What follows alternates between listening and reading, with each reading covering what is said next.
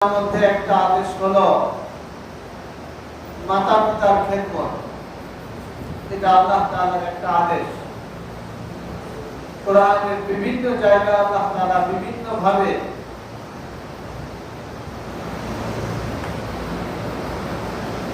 মাতা পিতার খেদমতের আদেশ বান্দাকে দিয়েছেন। وَقَضَى رَبُّكَ أَلَّا تَعْبُدُوا إِلَّا إِيَّاهُ وَبِالْوَالِدَيْنِ إِحْسَانًا। আল্লাহ তাআলা এখানে বান্দাকে আদেশ দিতে যে বলতেছেন وَقَضَى رَبُّكَ, হে আমার বান্দা, তোমার প্রভু চূড়ান্ত সিদ্ধান্ত নিয়েছেন। কযা ইয়াকুদি, যার অর্থ হলো ফয়সালা করা, সিদ্ধান্ত নেওয়া। কযা রব্বুকা, তোমার প্রভু চূড়ান্ত সিদ্ধান্ত নিয়েছে আল্লাহ তা'বুদু ইল্লা ইয়্যাহু, এক আল্লাহ ছাড়া আর কারোর ইবাদত তোমরা করতে পারবে না। লা তা'বুদু,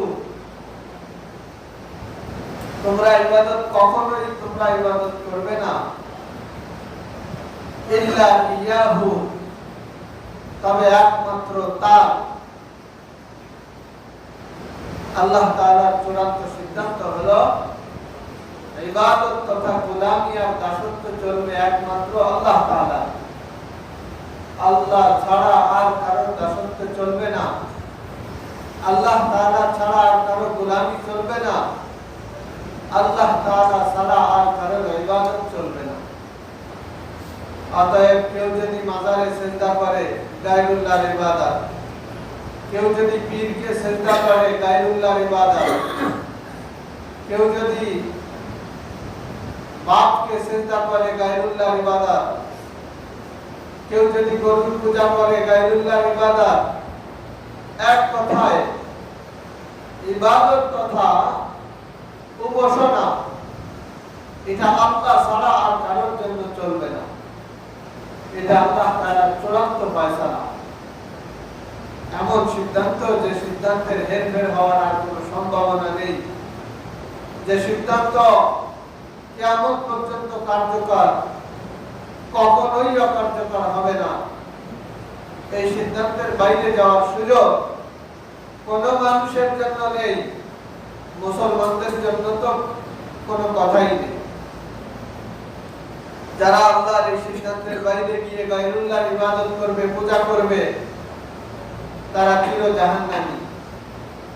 পরিচয় সে অমুসলিম হোক আর মুসলমান হোক, মুসলমান পরিচয়ধারী হওয়ার পরেও যদি গায়রুল্লাহর পূজা করে, শিরকের কারণে তার মুসলমানিত্ব শেষ। এই অবস্থায় তার তওবা ছাড়া মৃত্যু হলে সে চির জাহান্নামী।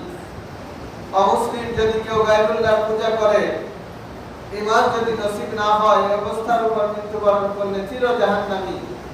এক সেকেন্ডের জন্য জাহান্নামের গর্ত থেকে সে মুক্তি পাবে না। আল্লাহ তাআলা, এটা আল্লাহ তাআলার চূড়ান্ত ফয়সালা। দুই নম্বর আল্লাহ তাআলার চূড়ান্ত ফয়সালা ওয়া বিল ওয়ালিদাইনি ইহসানা, মাতা পিতার সাথে ইহসান করবে। মাতা পিতার সাথে সৎ ব্যবহার করবে। আমার আজকের আলোচ্য বিষয় হলো এটা। যতটুকু সময় আর সামনে পাবো, মাতা পিতার খেদমত সম্পর্কে কোরআন হাদিসের আলোকে কিছু কথা আপনাদের সামনে বলবার চেষ্টা করব। বর্তমান দুনিয়াতে মাতা পিতা সন্তানের জন্য একটা বোঝা হয়ে দাঁড়ায়। আরামের সংসারে মাতা পিতা যেন একটা জঞ্জাল মনে হয়। মানুষকে বলতেও পারে না, সইতেও পারে না। দিলে দিলে কামনা করে বুড়া বুড়ি মরলে বেঁচে যেতাম। আরে ভাই, আজকে তুমি কর্মক্ষম, কর্মসক্ষম, উপার্জনকারী সংসারের পরিচালক হওয়ার কারণে কর্ম অক্ষম তোমার মাকে তুমি তোমার জন্য বোঝা মনে করতেছ,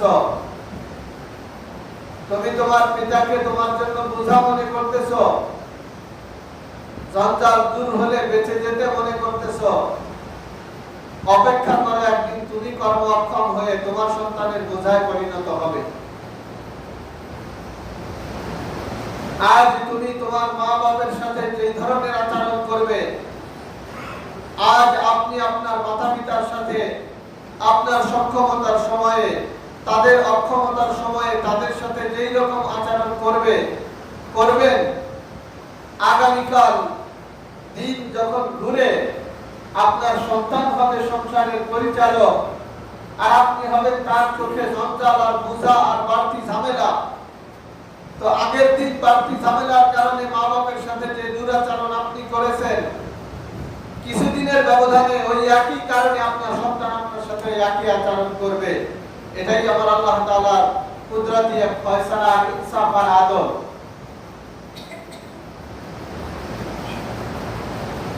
আমার এলাকায় নাম বললে আমার ওই চাচা আরকান্দি বাড়িতে মুক্তিযোদ্ধা কাকা, উনি চেনবে, এই জন্য নাম বলবো না।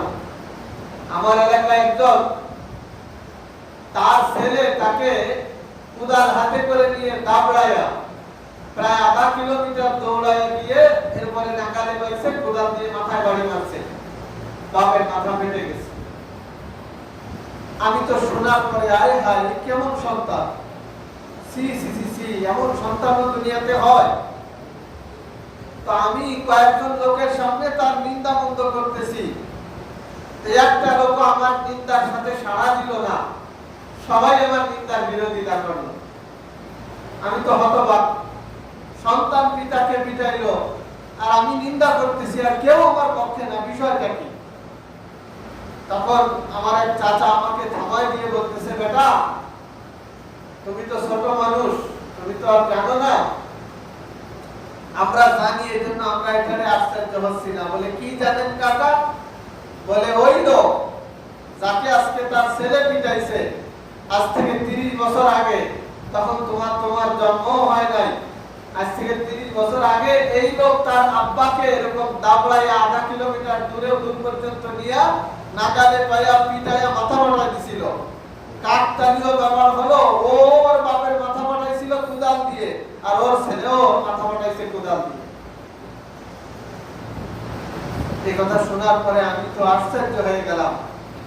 মালিক, তোমার ইনসাফ দুনিয়াতেও এভাবে চলে? তুমি তোমার ইনসাফের আসল রূপ তো দেখাবা হাসরের ময়দানে।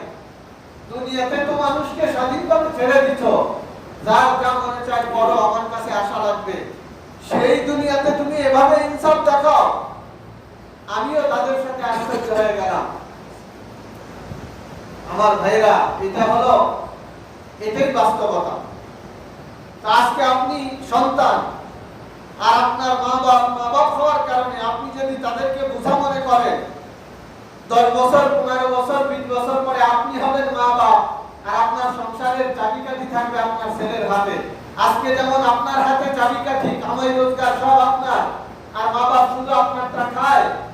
20 বছর পরে কামাই রোজগার সব আপনার ছেলে, আপনি তার কামাই রোজগার খাবেন। তো আজকে আপনি আপনার মা বাপের সাথে যেমন আচরণ করবেন, 20 বছর পরে আপনার সন্তান আপনার সাথে তেমন আচরণ করবে। এমন সন্তান আমরা পাই, আমাদের কাছে আসে, হুজুর মা তো অসুস্থ অনেকদিন যাবত, আমরা টাইমে পারতেছি না, হাবায় যাই, হুজুর একটু জ্বালানি খতম করে দেন যেন দ্রুত একটা ব্যবস্থা হয়ে যায়। তার মানে দ্রুত ব্যবস্থা মানে বুঝছেন, মানে দ্রুত যেন মারা যায়। দুঃখে কলিজা ফেটে যায়, হায় হায়, এই তো সন্তান। এই সন্তানের জন্যই তো আব্বা তার পায়ের মাথার ঘাম পায়ে ফেলেছিল। এই তো সন্তান, যে সন্তানের জন্য তার মা তার জীবনকে ঝুঁকির মধ্যে ফেলেছিল। চোখের অশ্রু ধরে রাখা যায় না। গত পরশুদিন একটা পত্রিকার রিপোর্ট দেখলাম, একটা মা 12 বছর যাবত তার সন্তান হয় না। ডাক্তার বলেছে আপনার শারীরিক অবস্থা যে পর্যায়ে পৌঁছেছে, আপনি সন্তান নিলে সন্তান ভূমিষ্ঠ হওয়ার সময় হয় আপনি মারা যাবেন, নতুবা সন্তান মারা যাবে। আপনাকে বাঁচাইতে গেলে সন্তানকে বাঁচানো যাবে না, সন্তানকে বাঁচাইতে গেলে আপনাকে বাঁচানো যাবে না। ডাক্তারের এই সিগন্যালের কারণে 12 বছর পর্যন্ত কোনো সন্তান নেয় নাই তারা। 12 বছর পরে একটা সময় মা চিন্তা করতেছে, আরে আমার জীবন আর কতদিন, কিন্তু আমাদের ঘরে যদি একটা বাচ্চা না আসে তো আমাদের বাড়িতে বাকি যারা কে, আমি বাঁচি আর মরি, আমাকে বাচ্চা নিতে হবে। বাস ওই মা জীবনের ঝুঁকি নিয়ে বাচ্চা পেটে ধারণ করেছে। বাচ্চা ভূমিষ্ঠ হওয়ার সময় এসে গেছে, ডাক্তারের কাছে গেছে ঢাকাতে। ডাক্তারের একই কথা, আপনাকে বাঁচানো গেলে বাচ্চা বাঁচানো যাবে না, বাচ্চা বাঁচাইতে গেলে আপনাকে বাঁচানো যাবে না।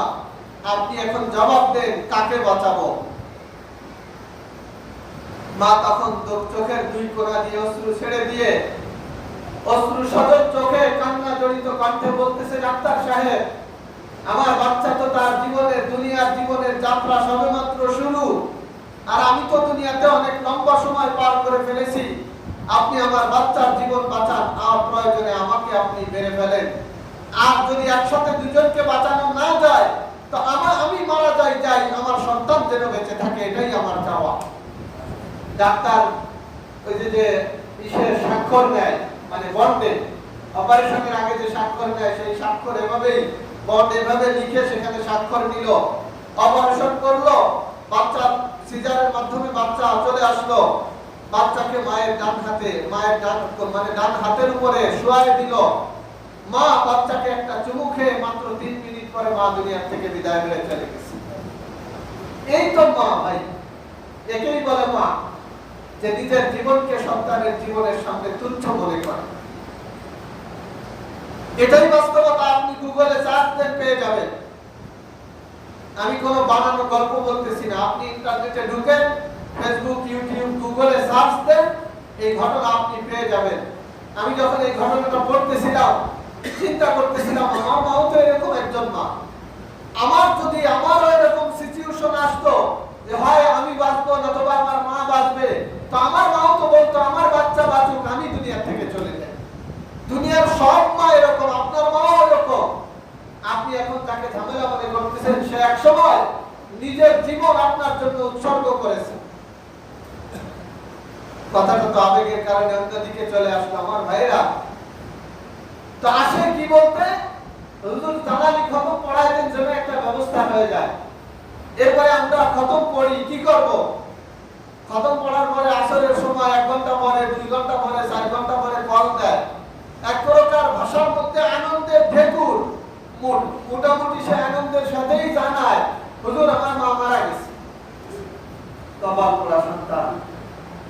আরে মিয়া, তোর মা বিছানায় পড়ে আছে। আরে ভাই, আপনার মা বিছানায় পড়ে আছে, আপনার তো জান্নাত কামাই করার সুবর্ণ সুযোগ ছিল।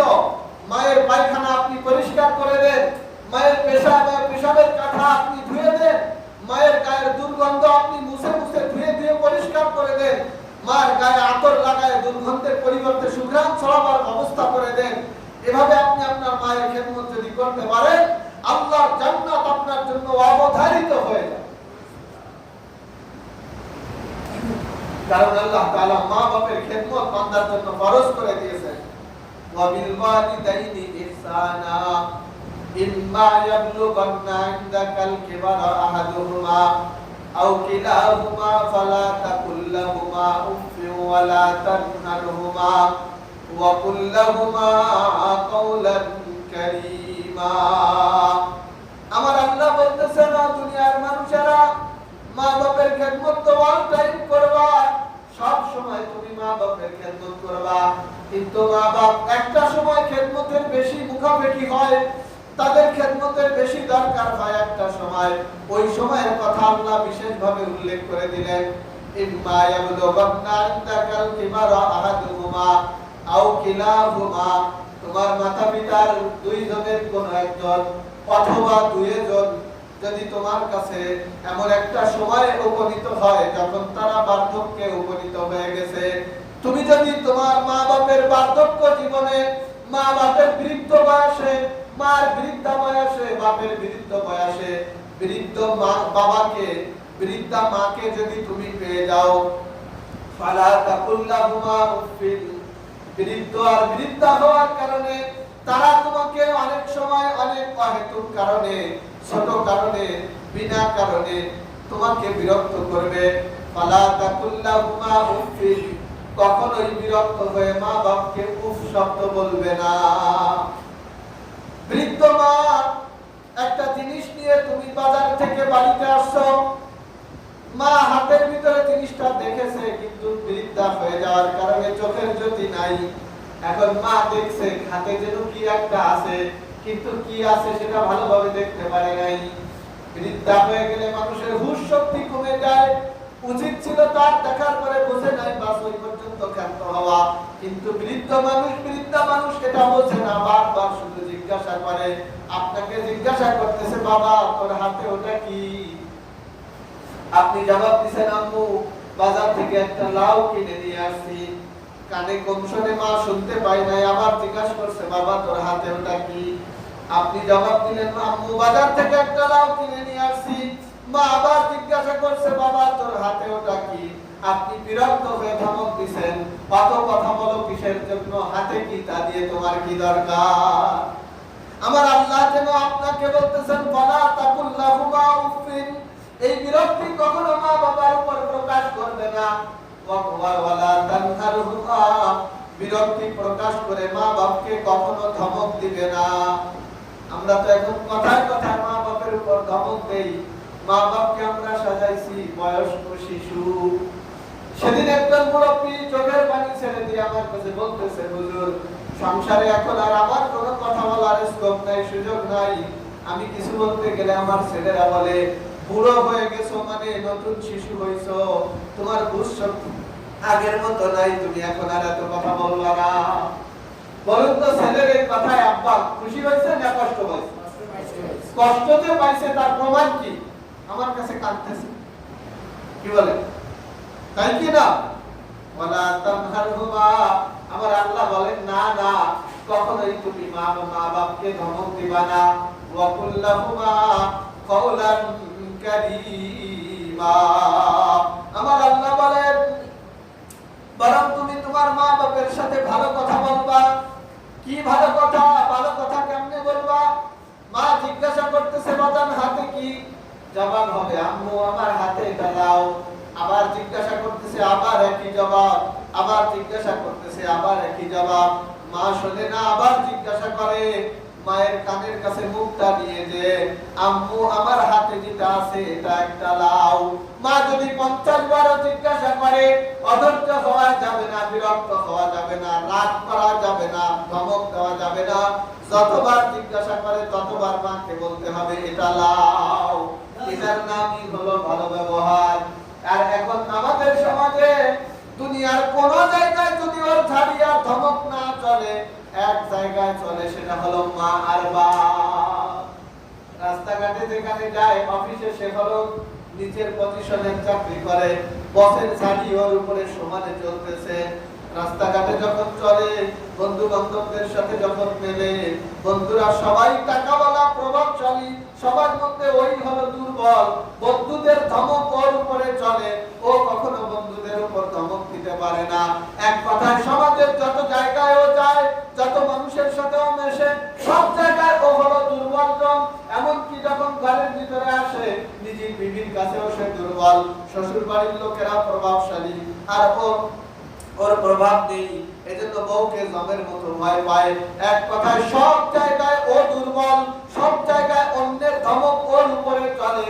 ও কারোর উপরে ধমক চালাইতে পারে না, ও কাউকে শাসন করতে পারে না, ও কারোর উপর রাগ করতে পারে না। সমাজের এমন দুর্বল আর অবহেলিত লোকটা, কিন্তু তার ধমক এখন এক জায়গায় চলে, সেটা হলো মা আর বাপ। কথা ঠিক কিনা বলে? আরে খোদা, কি পাওয়ার না! যত পাওয়ার সব দেখায় মা বাপের উপর। অথচ আমার আল্লাহ বলেন, ওয়া কুল্লাহুমা কাওলান কারীমা, খবরদার খবরদার মা বাপকে ধমক দিও না। মা বাপের সাথে মিষ্টি সুরে কথা বলো। শালীর সাথে কথা বলার সময় ওনার নম্রতা, ভাষার বিশুদ্ধতা আর কথার নম্রতা দেখে কিনা। শাশুড়ির সাথে কথা বলার সময় যেন কথা তো নয়, মনে হয় যেন মুখ থেকে রসগোল্লা বের হচ্ছে। এত সুন্দর মিষ্টি আলাপ উনি ওনার শাশুড়ির সাথে করে। কিন্তু ওই মানুষটাই যখন মার সামনে কথা বলে মনে হয় যেন মাকাল বল মুখ দিয়ে বের হয়। পিতা কথা আর কর্কশ কথা ছাড়া বলতে পারে না। আমার আল্লাহ বলেন না না, মা বাপের সাথে এমন কঠোর ব্যবহার করো না। ওয়াকুল্লাহুমা কাওলান কারীমা, মা বাপের সাথে মিষ্টি কথা বলো।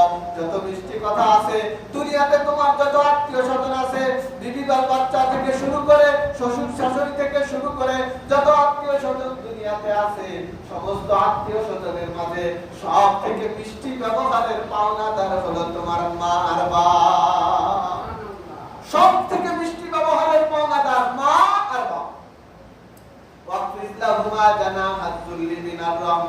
আমার আল্লাহ বলেন শুধু মুখের মিষ্টি ভাষা পর্যন্ত ক্ষান্ত হবে না, মা বাপের সামনে তোমার আনুগত্যের জায়গাটা দয়ার কারণে তুমি তোমার মা বাপের সামনে বিছায়া দিবা। মা যদি বলে বাজার তুই এখন আমার কাছে আধা ঘন্টা বয়, মায়ের কাছ থেকে পায়খানার গন্ধ বের হয়, পেশাবের দুর্গন্ধ বের হয়, দুর্গন্ধের কাছে ঘিসা যায় না। আমার আল্লাহ বলেন মার প্রতি একটু স্নেহশীল হও, একটু দয়াশীল হও, নাকটারে বন্ধ করে হলেও মায়ের কাছে মার আদেশ মানার জন্য একটু কিছুক্ষণ বসে যাও। বসে যাওয়া তো দূরের কথা, আজকের সমাজ বিরুদ্ধ বয়সে আর বৃদ্ধা বয়সে মা বাপের সংস্রব দেওয়া তো দূরের কথা, বিপরীতে তারা মা বাপকে দুনিয়ার সব কিছু থেকে বঞ্চিত করে বৃদ্ধাশ্রমে রেখে আসে। বৃদ্ধাশ্রমে রেখে আসে মা বাপকে, তারা সংসারের ভিতরে একসাথে আর থাকতে দেয় না। কত মানুষকে বৃদ্ধাশ্রমের ভিতরে চোখের পানি ছেড়ে কেঁদে কেঁদে সাংবাদিকের সামনে বলতে শুনেছি, আমার কি মনে চায় না আমার পুতাটাকে, কলিজার টুকরা পুতা ছেলের সন্তানটাকে আমি আমার বুকে জড়ায় ধরে দাদু হিসাবে একটু আদর করি, দাদি হিসাবে একটু আদর করি। আমার কি মনে চায় না আমার বৌমার রান্না করা স্বাদের খাবারটা আমি একটু খাই।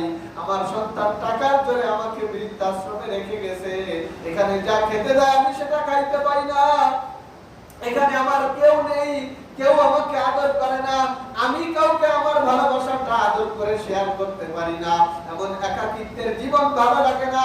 এর চাইতে ভালো হতো যদি আল্লাহ আমাকে দুনিয়া থেকে নিয়ে যেত। এমন কথা বলে আর চোখের পানি ছেড়ে কাঁদে। আমার ভাইয়েরা মনে রাখবেন, যে শান্তির জন্য মাকে জঞ্জাল মনে করে বৃদ্ধাশ্রমে রেখে এসেছেন, ওই মায়ের চোখের অশ্রু আপনার জন্য আল্লাহর গজব হয়ে দেখা দেবে। দুনিয়াতেও শান্তি পাবেন না, মরার পরে তো শান্তির প্রশ্নই আসে না। দয়ার কারণে, ভালোবাসার কারণে মা বাপের সামনে আনুগত্যতার যতটুকু প্রকাশ করা তোমার পক্ষে সম্ভব, সব আনুগত্যতা তুমি তোমার মা বাপের সামনে প্রকাশ করো। কখনোই তুমি তোমার মা বাপের অবাধ্য হয় না। ওয়াকুর রাব্বিরহামহুমা কামা রাব্বায়ানি সাগীরা। এই পর্যন্ত তোমার দায়িত্ব খালাস না। মা বাপের সাথে সদ্ব্যবহার করো, মা বাপকে ধমক দিও না, মা বাপকে কষ্ট দিও না, মা বাপের কথা মেনে চলো, মা বাপ যেভাবে চলতে বলে সেভাবে চলো। এই পর্যন্ত তোমার দায়িত্ব ক্ষান্ত না। এরপরে 5 ওয়াক্ত নামাজের পরে, শেষ রাত্রে তাহাজ্জুদের পরে, অথবা যে কোনো সময় দুয়ার জন্য যখন হাত তোলো, তখন আল্লাহর কাছে বলো, আল্লাহ বাচ্চা বয়সে আমি যখন দুনিয়াতে এসেছিলাম, চলতে পারতাম না, বলতে পারতাম না, হাঁটতে পারতাম না, খাইতে পারতাম না, অন্য কোনো কাজ আমি নিজের ইচ্ছায় করতে পারতাম না।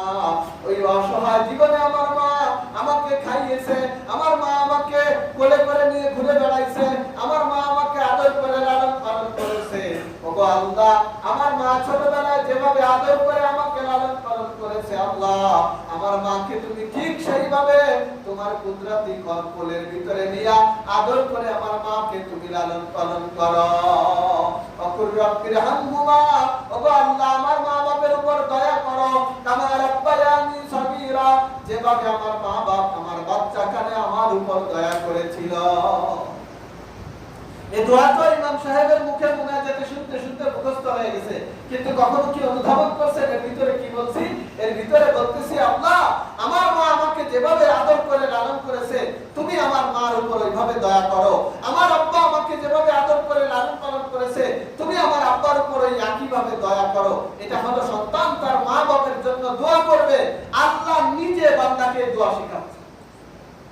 وَوَصَّيْنَا الْإِنسَانَ بِوَالِدَيْهِ حُسْنًا حَمَلَتْهُ كُرْهًا وَوَضَعَتْهُ كُرْهًا তুরহা ওয়া হামলুহু ওয়া ফিসালুহু 30 শাহরা। অন্য জায়গায় আল্লাহ বলেন আমি আল্লাহ মানুষকে নিশ্চিতভাবে আদেশ প্রদান করেছি মা বাপের সাথে ভালো ব্যবহার করবা।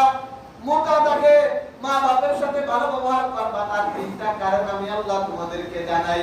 হামালাতু কুরহা, এক নম্বর কারণ হলো তোমার মা তোমাকে গর্ভে ধারণ করেছে বড় কষ্টের সাথে। গর্ভে যখন ধারণ করেছে বমি আসে, খাবার খাইতে পারে না, ঘুমাইতে পারে না, পেটে ব্যথা করে, কত রকম সমস্যা তোমার জন্য সে হজম করেছে। ওয়া ওয়াদাআতু কুরহা, দুই নম্বর কারণ হলো তোমাকে যখন প্রসব করেছে বড় কষ্টের সাথে সে তোমাকে প্রসব করেছে। প্রসব বেদনা যে কত কষ্টের, হাজারবার যদি আমি আপনাদেরকে বোঝাইতে চাই আপনাদেরকে বোঝাইতে পারবো না। কিভাবে বোঝাবো আমি নিজেও তো বুঝি না। প্রসব বেদনার কষ্ট পুরুষকে বুঝাইতেও পারবে না, পুরুষকেও নিজে বুঝতেও পারবে না, কারণ এই পরিস্থিতিতে তো কোনো পুরুষের পড়া লাগে না। এত কষ্ট আর এত কঠিন। আল্লাহর রাস্তা আল্লাহর দ্বীন কায়েম করার জন্য, আল্লাহর জমিনে আল্লাহর দ্বীন কায়েম করার জন্য যুদ্ধের ময়দানে অবতীর্ণ হলেন। সামনে বিরাট শত্রু বাহিনী, শত্রুর সাথে যুদ্ধ করলেন।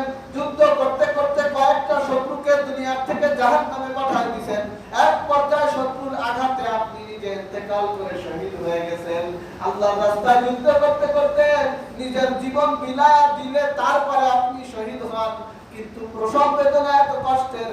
আল্লাহর হাবিব বলেন কোন মা যদি সন্তান প্রসবের সময় মারা যায়, আল্লাহর রাস্তায় ময়দানে যুদ্ধ করে জীবন বিলানো লোকটা যেমন শহীদ, আরে প্রসব বেদনা প্রসব করতে গিয়ে যদি কোনো মা মারা যায়, আমার আল্লাহ ওই মাকে ওই সম পরিমাণ শহীদের মর্যাদা দান করে দেয়।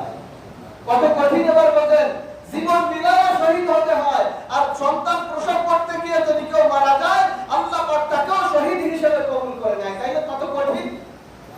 দুই নম্বর কঠিন হলো সে তোমাকে প্রসব করেছে কষ্টের সাথে, ওয়া হামলুহু ওয়া ফিসালুহু 30 শাহরা। আর তিন নম্বর কষ্ট হলো তোমাকে সে 2 বছর পর্যন্ত তার মুখের দুধ খাওয়াইয়া লালন পালন করেছে। 2 বছর পর্যন্ত সে তোমাকে তার মুখের দুধ খাওয়াইছে। আল্লাহ পাক এখানে তিনটা কষ্টের কথা বলেছেন। হাদিসের মধ্যে আছে এক সাহাবী এসে জিজ্ঞাসা করলো, ইয়া রাসূলুল্লাহ, সামনে আগে আসেন, জিজ্ঞাসা করলো ইয়া রাসূলুল্লাহ খেদমত করব কার? এই হাদিসটা বলেই আলোচনা শেষ করতেছি। এই আয়াতের ভিতরে তিনটা কষ্টের কথা উল্লেখ করলেন, মিলটা লক্ষ্য করেন।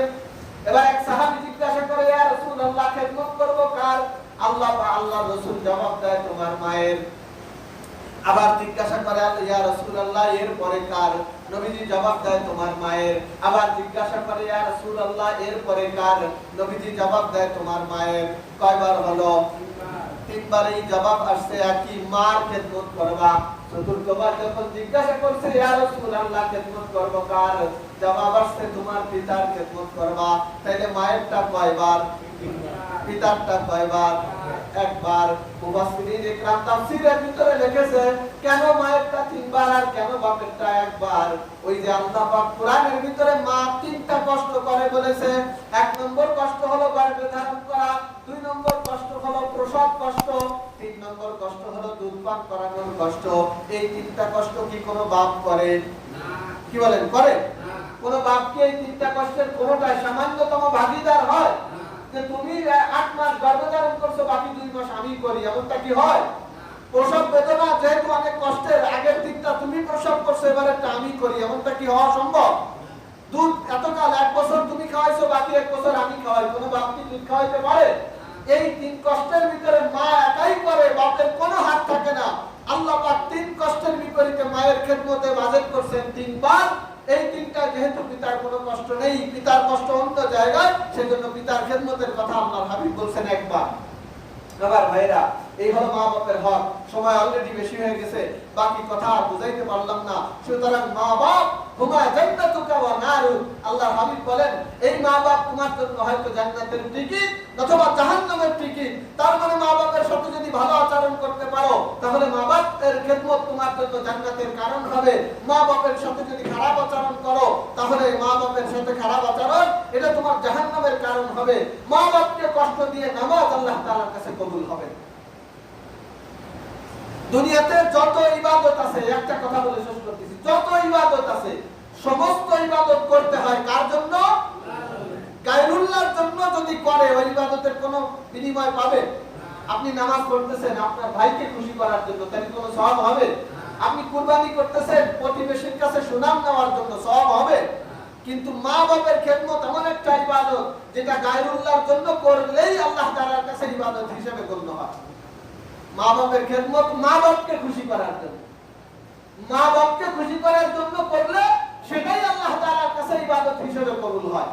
কি ব্যতিক্রম ধর্মী ইবাদত! লম্বা কথা, অল্প সময়ে কতদূর বুঝাইতে পারছি জানি না। আমার প্রিয় যুবক ভাইরা, বৃদ্ধ বাবা মা, বৃদ্ধা মা, বৃদ্ধ মা যাদের সংসারে আছে, অবহেলা আর অযত্ন না করে তাদেরকে যত্ন আর ভালোবাসার সাথে তাদের বাকি জীবনটা খেদমতের মাধ্যমে আঞ্জাম দিতে হবে। আমার দুনিয়াও শান্তির হবে, আমার আখিরাতও শান্তির হবে। আল্লাহ পাক আমাদের সবাইকে মা বাবার খেদমত